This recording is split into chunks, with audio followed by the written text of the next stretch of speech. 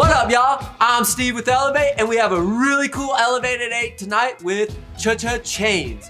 She is so cool, man. Her art is just phenomenal. The chain work, I've never seen anything out there like it at all. It's just so different. Really quickly, I want to put it out there. We need your help. We're looking for some Elev8 dolls and Elev8 gents to join our Elev8 ambassador team. It's really cool to earn some credits and help build our brand. Let some people out there know about all our interviews we're doing and all the other cool stuff. Also, check out Elev8 Veterans. It's our 501c3. It's a really cool way to help us help some veterans. Anyways, let's roll into this Elev8. Welcome to Elev8. We got Cha-Cha Chains here, and great. Thank you so much for joining us. We just had a great time connecting. And how are you doing? I'm good. I'm at Roosevelt Island in New York City right now, which is pretty cool. I wanted to show you the back of it, but it's kind of like can't really see the city. Oh, it just kind of did come in. Oh, the river there. Wow. So you can see Long Island City, part of Brooklyn, and Manhattan. It's pretty awesome. That's way cool. It's south facing, so it's a little sunny. So I'm gonna try to get the lighting right.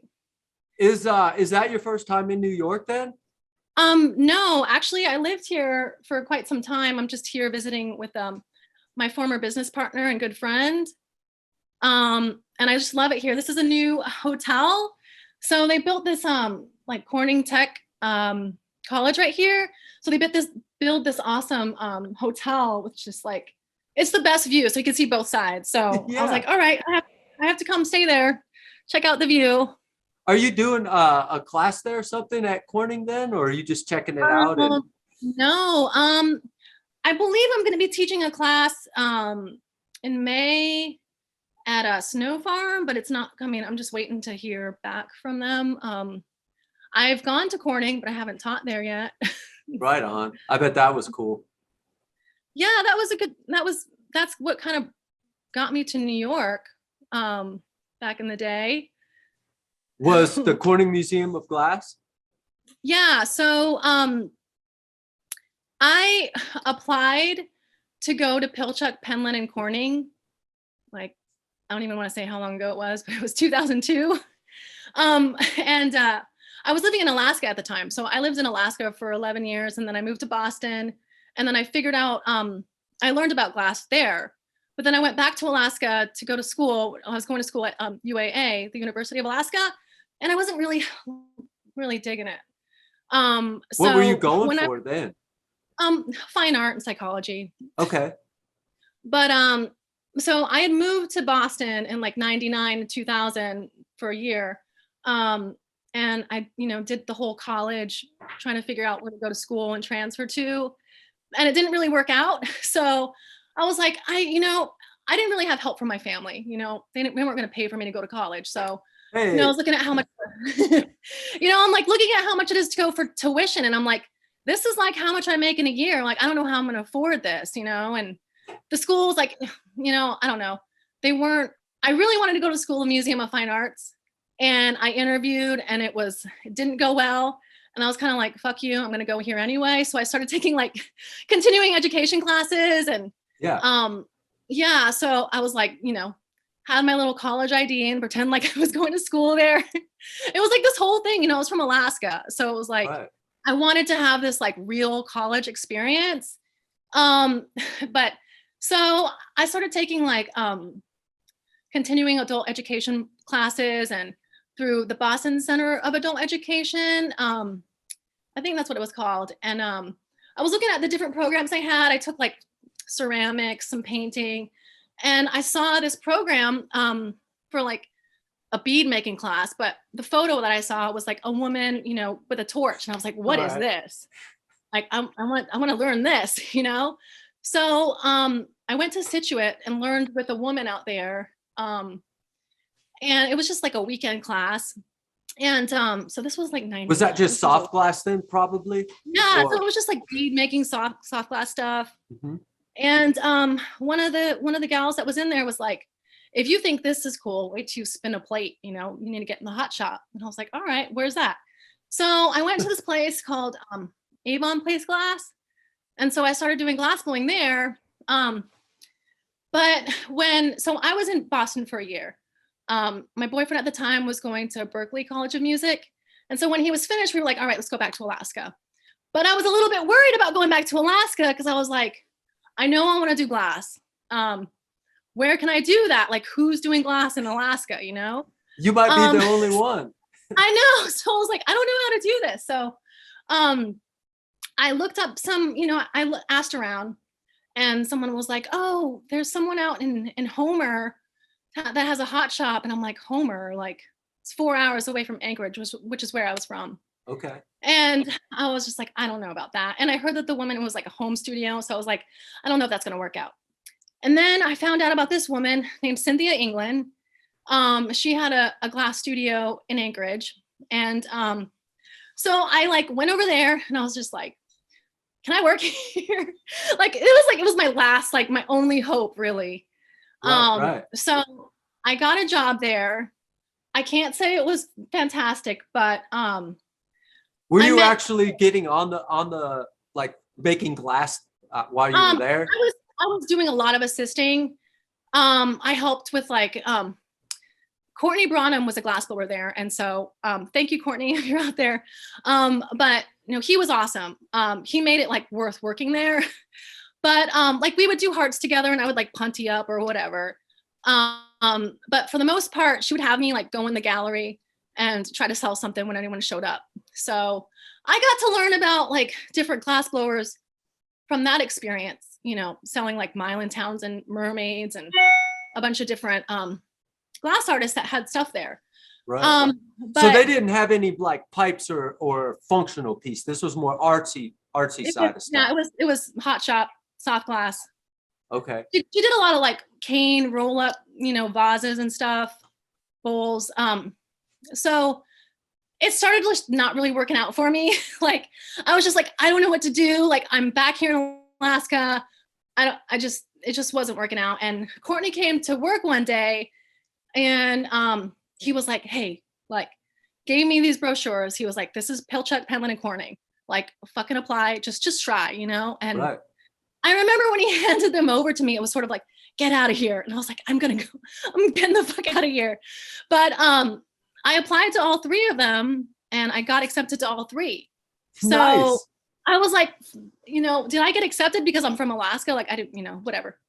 But so I was trying to figure it out. I was 21 at the time and I was like, shit, these classes are kind of expensive, No it's like $2,000 each. I'm like, how am I going to figure this out? I don't have money. Right. So my mother had this brilliant idea. Just get a credit card, a $10,000 limit, pay for that shit. And, in retrospect, it's like a $10,000 credit card in comparison to a $30,000 a year tuition. It seemed like pretty decent idea, right. Not bad. So I charged up all those classes and yeah, this was in 2002. So that year was kind of a super pivotal, crazy year for me. Like I left home with a backpack. I had this credit card to like survive. Right. I started out at Pilchuck and then I went to Arizona to visit a friend. And then I went to Penland and then I flew with my credit card to London and then came back. And then my dad was like, oh, you're on the East Coast. Like I have a pickup truck in Vermont. Can you drive it back to Alaska? And I was like, I have 3 weeks till I go to Corning. Like, all right, let me figure this out. So this was in 2002, no fucking GPS, right. A stick shift pickup truck. And yeah, so I charged all the gas, drove all the way back to Alaska with a friend in a pickup, and then flew back to New York to go to Corning. And a friend of mine who's from Alaska was going to college in New York. So she was like, you can crash at my place. And this was on like Mott Street, down New York. So I was like, all right, this is great. But then when I went to Corning, I was like, introduced myself. And I was like, hi, I'm Charlene. Like, I don't want to go home to Alaska. Someone right. Please hire me. Does anyone know anything? Like, I don't want to go home. I have a return ticket and I don't want to get on that plane. Right. So, yeah, so it was pretty interesting. So during my introduction, I guess Bill Goodenrath, who's, part of Corning, was like, came up to me later and he was like, hey, I know someone in New York. His name is Michael Davis. Here's his number. He wrote it down on a piece of paper, gave it to me. I had it in my pocket. And once the session was over and I was on the bus back to New York from Corning, I see this guy and his name's Zach, and he's on the same bus with me. And I'm like, hey, he was a soft glass worker. I was taking flame at that time. And Corning was when I started really making the chains. And so I'm on this bus back to New York, and this guy gets on. I'm like, hey, are you going to New York? And he's like, yeah. He was like, my uncle lives there. I was like, sweet. And he was like, actually, he might actually give you a job. Like, you should meet him. And he was like, his name's Michael Davis. And I pull out this piece of paper and I was like, I have his number right here. Like, that's crazy. And it was just like one of those really like destiny sort of things where I was like, right. So I got to New York, I stayed with my friend. And then I went to Long Island City to meet Michael Davis. And so I meet him and I'm like, you got a job for me? Right. And he was like, sure, $10 an hour. And I was like, fine, whatever. Mm-hmm. And at the time, he was doing Tiffany and Company baby blue vases, like this whole production line of Tiffany products. So, there was like pretty awesome crew that works there. Because that's the highest of the end. So I imagine the people know the skills through and through. Yeah, that was really, really awesome. I mean, Michael Davis really just, he really, gave me a really big opportunity to work there. And, I told myself I was going to do New York for 1 year. And then I ended up here for like 14 and a half years and then moved to Philly. But so, yeah, I worked with Michael Davis, and that was awesome. I basically was the door bitch and the punty bitch, or whatever you want to call it, just opening the door and whatever, cleaning out mold buckets, whatever. But it's all very essential. Like it has to get done. No, it totally does. Right. And it really made me understand it. But I mean, I kind of started out really in the soft glass world. Yeah. So I did that. And then, how did you pivot into boral world? So I worked at Urban Glass for a while. So I went from Michael Davis, and then I worked at Urban Glass. A friend of mine, James McLeod, who was a professor at the time, he was teaching beginning glass blowing for LIU and NYU students. So I assisted on those classes. And at Urban, they have a flameworking studio. All right. So, I mean, I already had a torch because when I went to Pilchuck, Penland, and Corning, I only did flameworking. And I figured, if I want to do glass and I don't want to rely on it like a soft glass furnace and an assistant to help me blow glass, I should just learn how to flame work. Yeah, because you can be your own entity there on totally. A lamp working, right? Yeah, totally. So I set up at Urban, and then it was I think it was $20 or $22 an hour to rent the bench there. And it was just adding up, I was just getting real frustrated. I was still kind of learning, $22 an hour, huh? For just a space. Yeah, it was $22 an hour. And I remember being like, fuck, what the fuck am I supposed to do? Right. So I think, so that was 2002, 2003, back in the MySpace days. Yeah. I saw this profile of this woman named Kim, and I saw a photo of her flame working, and I hit her up and I'm like, hey, you're in New York, and you're a flame worker. I need to meet you. And so we meet for coffee. We totally hit it off. And a month later, we're both looking for a studio apartment in Bushwick. So we had this huge 2,200 square foot loft in Bushwick in Brooklyn. And we set up a flame working studio in there. So I was like, shit, I'll just work from home and I'll teach at Urban, but I'm not fucking paying $22 an hour. Right. I think eventually they changed that. But initially, it just, as a beginner, I mean, yeah, maybe if you're getting training from a teacher, it's worth that much, but not for just like random studio space, when you're just fucking shit up and you're already like, holy camole. Does anyone here know what I'm doing? Most people there are soft glass workers. Right, so they can't help. I mean, they kind of can, but not really. It's sort of. Yeah. So, from there, once I left that apartment, I got my own studio in Bushwick on the first floor. It was much better than the fourth floor, getting auction tanks up there. It was easier through the garage on the first floor. I mean, I feel like, I don't know. I went through a lot of shit just to like get my torch going. No doubt. So you were moving oxygen tanks 4 stories up, huh? Yeah. Paul Radikovich is like a guy out of Seattle. He came to teach a flame working class at Urban. And he was like, oh, you have a studio at home? And was like, I'll help you build it up, like, set it up real good. Like, I had like a decent ventilation, but he like really hooked it up. Right. And like in exchange, I was like, all right, you set the shit up, like I'll let you use the space. And so it worked out. But then when he was like really doing a lot of work out of there, and he was ordering K-tanks, and we had a fucking dolly, and we were pulling it all the way up to the 4th floor. And this is an industrial building. This isn't just like the 4th floor. It's like the 8th fucking floor. It's like 20-foot ceilings on the 4th floor of this industrial warehouse. I remember looking at him and being like, fuck this. Like, no, we're done. I'm not pulling like K-tanks up on the 4th floor. So yeah, they're heavy. They're fucking heavy.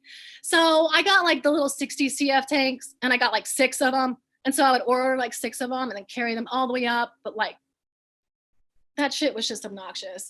Right. And then when I got my studio on the 1st floor in the garage, like a block away from Roberta's and like the Morgan stop, I had like I had 2 K tanks, and then it was really easy for them to come fill it because it was an industrial block.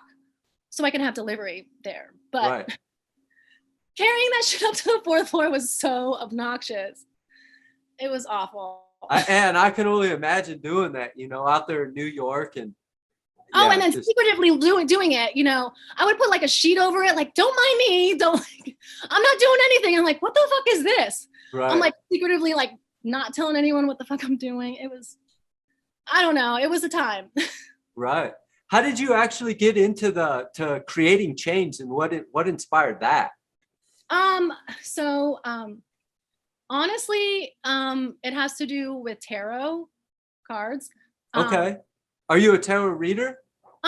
Yes, but for myself mostly. I mean, I'll read for my friends, but it's not something that I do for just anyone. Okay. But I collect tarot cards.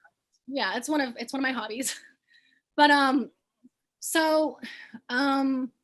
that time, around 2002, when like things were kind of all over the place, I kept pulling the devil tarot card, and I was just like, what does this mean? Trying to figure it out. But the devil card and the lover's card are very similar. They're basically the same thing, but the devil card has two like a partner, a couple that has chains around them, and they're tied to like, this devil sort of thing. There's a lot of like, but the interpretation of that, the chains are like loosely around them. These people can get out of this situation if they wanted to, but they decide to put themselves in this terrible situation. All right. And I felt like that was sort of the vibe of what was going around in my life in New York City. And so I kept making the chains, but like just, for the most part, I really just wanted to perfect them, but I was inspired by that card to do them. And then I did my first series, my first art series. I think the first place it was there was a gallery at Urban Glass, and then there was a gallery downtown that I had this work displayed at. But basically It was like chains based upon the psychology of relationships. And there was like collars and manacles and shackles. And for the most part, people are like, what the fuck is this? But what I wanted to do was as a metaphor to describe that, a relationship is fragile. You know, if you want a relationship to work, you have to take care of it. You can't drop it and break it. And that's kind of, you know, you can't throw it around and you know, expect it to stay together. No doubt. And so there was sort of a deeper explanation for that work. And at first, you know, I had a lot of different responses to that work. It was really interesting. I got featured in like the Glass magazine. Wow. And that's sort of how it all started. It was like 2003, 2004. Like I was just really passionate about making this work and making it sort of the symbolizing the psychology of relationships. And, you know, that's so neat. Yeah. Because it's a glass chain. And like you said, it's tough and it can be there, but you still got to be careful with it. Right. Completely. Yeah, that's pretty cool. So, yeah, that's where it all started. And then, you know, I started getting a lot of requests from some strange, like erotic films people, and just like wanting to use the work. And I was just like, this is not the route that I'm trying to go. Like, this has to do with psychology. This isn't some like kinky thing, you know? Right. And right. when that happened, I was like, I'm not going to do this. Like these sculptural pieces were huge. Like I had one of them at the Philadelphia Glass Works, in Philly. And one, like there's 2 chains that come down from the ceiling, and they're probably like 12 feet each, and they go to 2 collars with spikes on them that were blown in the hot shop. Holy so these were shit. huge. These were humongous sculptures, okay? These weren't just like some little tiny chains. I'm glad you said that, because in my head, you know, they were maybe about like this tall when you were first. No, I mean, they were like 6 to 10 feet long, you know? They were huge, and I wasn't very good at making the chains at the time. I mean, the links were like huge. But, you know, I put them together. I think, you know, it said what it was supposed to in terms of the artwork. Right. But, you know, once I started getting this like strange attention that I didn't really want, I decided to just focus on the chains and do jewelry. So that's kind of how it sized down. I was like, people in New York don't have space for these huge sculptures. Like everyone has these small little apartments, no space to display these huge chains. Like where are they going to put them? But everybody's got a neck. But they weren't actually functional. I mean, They didn't open, you know, they were around. They're not going to fit them over your head. Well, actually some of them would. The 2 that on the big ones, they're probably like this wide. Wow. And they were like hot for glass pulled out to make points to come out. So how does that work in soft glass? Because like Boro, I know you can kind of make the thing and do it, and you could kind of let it cool down and do the next chain. But fucking soft glass, like that don't make sense to me. So it's kind of like hot popping, I guess. I mean, it is. Where you kind of like, you blow out a plate or a bowl, and then you get another one and you attach it. And then you open out this part to make the collar. And then we attach like bits to pull like the spikes out, and then we hot popped it off so that it was a collar, if that makes sense. Kind of. I don't know much about soft glass. I kind of a little bit, but. I mean, you can kind of do that with Boro as well. Right. Like when you're putting a handle on maybe, and you got two tubes and you're attaching them like a cold seal. Oh, right. Yep. So It's a cold seal, and then you blow out the other end. So there's a collar, and then you attach it to a cold seal on the other side and you hot pop it. So it pops off, and then there's the collar. So it's kind of like, when you, what the fuck is the word? When you stack different colors. In Calmo. So, I mean, on a bigger scale. Right. But like taking it off and not attaching, like, if that makes any sense. Yeah. I'm not using any technical terms, but we hot popped it. So it was a cold seal and you popped it off. And then you just took a torch and like fired it up. Fire polished it. Right. Man, that's crazy. Yeah. So classes, you've taken a lot of classes. Do you find that classes have really helped like get your skill set further, or working with people might be a better area to move your skill set forward?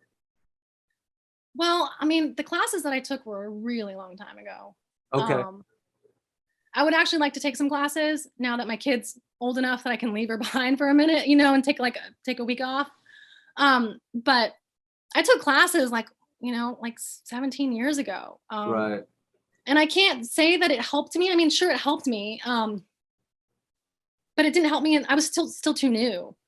You know, I think you were too big into it all of a sudden. Didn't know the foundation yet, probably. Yeah, I mean, it's crazy because when I think about like making chains now, I mean, you can figure out how to make a chain, but when I first made a chain, no one showed me how to do it. I mean, I was taking like a 5 mil rod and like bending it. I didn't know how to punty it up. I was making these wobbly little things and just like taking like tweezers and holding it and trying to figuring this shit. I didn't have like bridges or punties. Like how long did it take before you like realized what a punty was?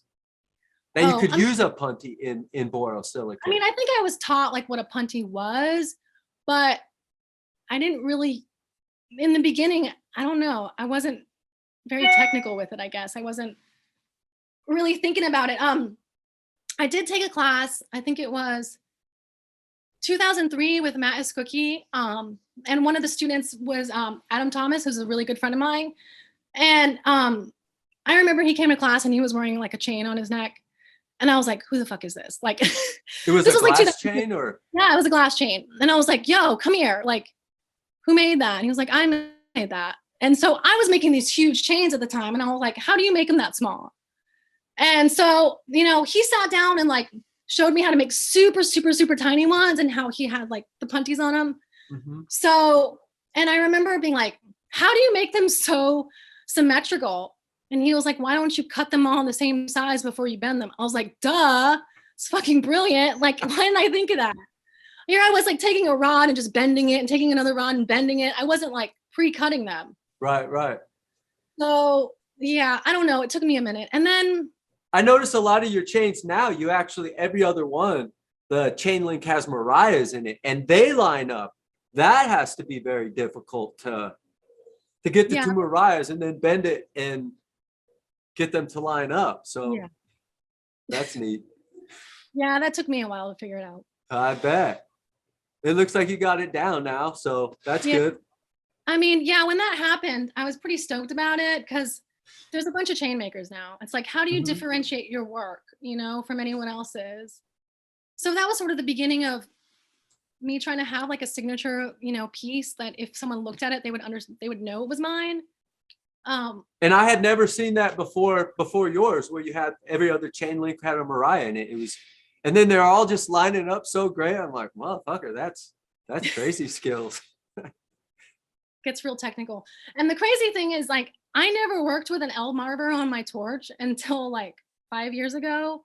So I was doing all this by like gravity and air. Like, I don't know. It's crazy like how long I did it without. I don't know. I'm much faster at it now because now I know like the techniques and how to make them better. But that's just the time of finding those techniques, learning them, trying new stuff, seeing what didn't work, and where do you find the most creativity and inspiration for your glass now? Where do I find my inspiration for my glass now? I don't know. I feel like it's just in me. Like I just keep doing it. I don't know if it's from an outside source. No, that sounds great. I mean, you are who you are. You're your energy creation. And so that makes total sense that it just radiates from you. Yeah, I like that. What's the most difficult piece you've ever attempted, and did you complete it? Was that those big giant chains? You know, I would say those probably weren't the hardest. I don't know. I didn't have any pressure when I was doing those. You know, I was just sort of figuring it out. But when I made like the first chain with the Marias in it, that was really difficult. Trying to figure out how to, like, I had this vision in my head of how to do it, you know, and I wanted them to be different. And I kind of got the inspiration by like the nautical chains, like, you know, on the ships, they have like those little, I don't know, they're like 8s in the middle, I guess. So I kind of had this idea of trying to make that, but trying to do that consistently with the points on the inside and the outside was just really difficult. So no doubt. I started doing the ones with the Marias, and I think the first one was probably the most difficult of that. and now I've got it down. But Right on. That's really cool. Do you get to collaborate often? I've seen you've done some really neat collaborations with some big names. yeah, for sure. Yeah. Do you? Yeah. How does that all happen that you get to do those? And I mean, like Michigan Glass Project, we're all in the same room and we figure it out. that makes or sense. we all talk about it. But like the collabs with other artists, I don't know, it just sort of happens where we'll just talk about it. I'll like spit it out or they'll spit it out and be like, all right, let's figure it out. Like I'll get the prep or, you know, someone's doing the pendant. Honestly, a lot of like the more, you know, big name glass people that I've worked with that have done like the pendants, a lot of those have been special commissions. Oh, really? Yeah, like someone will be like, oh, I want a chain, but I want this person. And I'm like, all right, so I'll talk to the artist and be like, are you down with this? All right, send me the pendant, you know, send me a deposit, we'll work on it. Right. So it's happened like that quite a bit. And it's pretty That's awesome. really cool, man. The environment is just making you clash and, well, not clash, but I guess work together. Yeah, that's a better couple words. Have you ever competed in any kind of events or anything? No, I compete with myself. No one else. Yeah. So do you find that is a daily battle then, trying to compete with yourself? I mean, I don't know. I guess I'm competing with myself much easier now. I just, you know, I've seen these like competitions and I've just never been a competitive person. I've gotten a couple emails to do the Blown Away series or whatever. And the first one, I didn't really know what it was. And then the second email that I got about it, I was like, oh yeah, let me try this. And then I look at it and it's like, you have to be away from your family for, you know, a certain amount of weeks. And at that time I was still nursing my kid. So I was like, there's no way I'm going to leave my kid. Yeah. So, but then, you know, once I started thinking about it, I was like, I don't even know if I could do that. I don't know if it's in my nature to be on TV and compete with other people. And go all crazy and maybe lose your mind in there. And that's what I would do, I think. Yeah, I was like, even if I get kicked off on the first round, at least I'll be on. But I'm like, no, I can't do that to myself. I just can't. Yeah. Do you have any hobbies outside of glass? I mean, I make jewelry. I collect tarot cards. Not too much. I mean, I try to travel, but that's not really a hobby, is it? Well, I don't know. Is that? Isn't it an outdoor hobby? Trying to travel everywhere? Well, you're fighting battles. You got to fight a bunch of people that you haven't seen before and get through stuff and new environments. So yeah, I guess an environmental hobby. Yeah, sure. Right, traveling, sure. Yeah. Being from Alaska, how does that, you know, living in New York City, was that a big giant explosion of just differentness going from small town, big time, and super contrasting? Yeah, I bet. I mean, there's nothing like New York City. There's just nothing like it.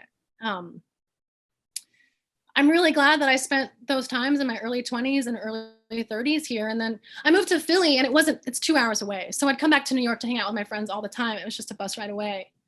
Right. So it really wasn't that far. And I was in Philly for a while. I mean, it wasn't until last year that I moved, but yeah. Yeah. What can we look forward to in the future from you, do you think? I think I'm trying to mix up my collabs a little bit. I'm working with a photographer right now, and we're going to be doing little merch stuff, postcards, scarves. Oh, cool. Yeah, just to, to have some sort of merch. And I don't know. I mean, I'm always down to collab with other people. If we vibe together, depending on who they are. Right. So I think there'll be more of that. I'm kind of hoping to teach more, but we'll see. I kind of really want to take more classes than I want to teach, just to keep it going. Because I haven't really, a lot of my friends in Philly, they worked in studios with a bunch of people, And for the most part, I've always really been by myself. It would be really nice to have a studio with other people, but yeah, it's pros and cons, you know.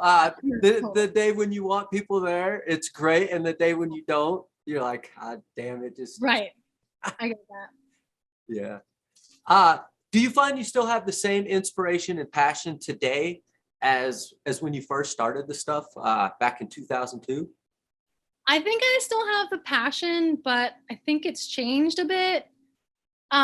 Whereas I have the passion to make money and pay my bills. And back in the day when I had another job paying my bills, I was still kind of just messing around with it. Where I kind of have a little bit of fire under me to make enough money to like make a living. So it's a different kind of like passion where I'm like, I gotta raise, I have a kid. I gotta take care of my kid. Like, so it's a different kind of passion. It's the same, but it's different. Whereas I'm like, I gotta make money off this, Right. So it's the same. Do you find you still get to explore like new things? Like back then, maybe you were exploring a lot more. Now you gotta pay the bills, but you still get to explore. I try to. I really try to, like, once I get my orders out of the way, I'll have like a few days and I'll try to do something different. I just did a collaboration with a fashion designer, so that was really different. Trying to figure out how glass will go on clothing or on fabric.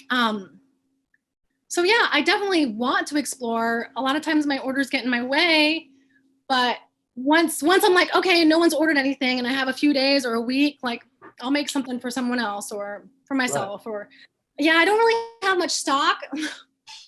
I mean, Glass Vegas is coming up and I'm gonna go. But Well, I'll see you there. Awesome, sweet. So yeah, I'm probably just gonna take orders, but if I have time, I'll make some stuff to sell, like some chains and stuff. Right on. Right on. And then where's the best place where we can follow you and see all your stuff? Is it Instagram, Facebook? Do you have a website? I have a website, but it's kind of, I need to fix it up. But Instagram's really easy. Okay. Hell yeah. And well, I guess, did I miss anything, or is there anything you wanted to add to this? No. Man, thanks for having me, Charlene. It was super awesome. Yeah. Chains. I freaking. This was so great hanging out with you and just hearing the small town girl moving to the big time city and just taking control of it. I love that stuff. Yeah, if I can figure out how to be here a little bit more, that'd be good. But I'll take trips as much as I can. Hell yeah. Well, we'll see you later. All right, thanks. Thanks so much. Bye. Right, bye. Man, that was so cool. Her energy is just off the wall. Just really neat to hear the story of how she got into glass and everything like that. And just seeing the small time girl come up to a big time success like that. Just really, really awesome. I want to say thank you so much for joining us here. Really quickly, I want to put out there, go check out Elev8 Veterans. It's a really neat 501c3 where you can help us get some help to some veterans, both with some glass blowing classes and some alternative therapies. Also, we need your help. We have a really cool program called Elev8 Ambassadors. Super awesome. Go check it out. Real cool way to help us build Elev8. Get the word out there about what we're doing. Share some people about the Silver Surfer. And just go check it out. Elev8ambassadors.com. And subscribe, share, and peace out. Elevate. Mind, body, spirit.